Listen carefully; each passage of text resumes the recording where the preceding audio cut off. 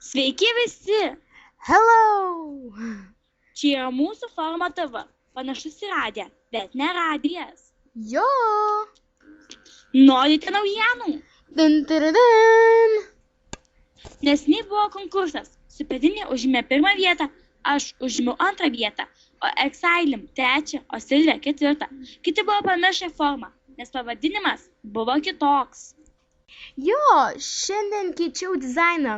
Ilgai, bet logo šį kartą nuostabus. Jo, jis šaunus.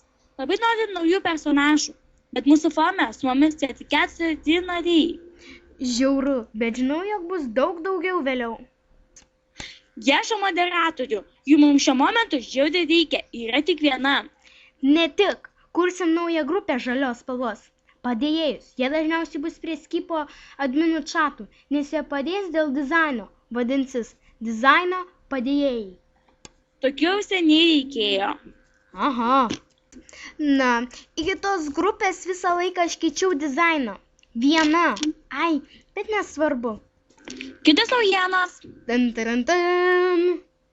Buvo pakeistas temos, šiek tiek kitokios. Ir pas mus yra hekerio. Kaip tai? Ai, aš dabar esu auka.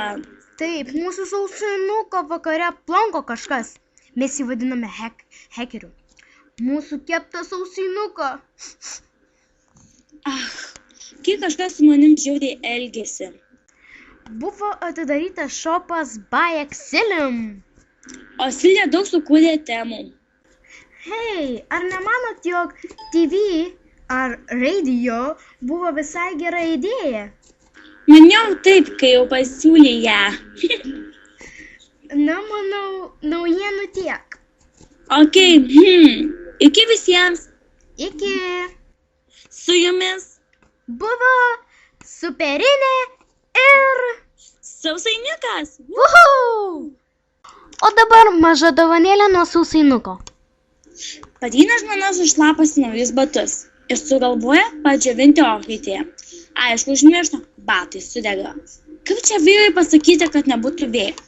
Tačiau prieš vyrui grįžtant, apsilga trumpas jonėdį, o iš po jo viskas šalia.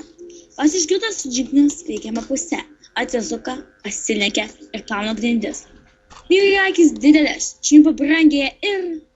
Kinasi moteriškė. Palauk, batai orkaitėje sudegs. Vyras, bus tų batų. Jo, bus tų batų. Visiškai pritariu.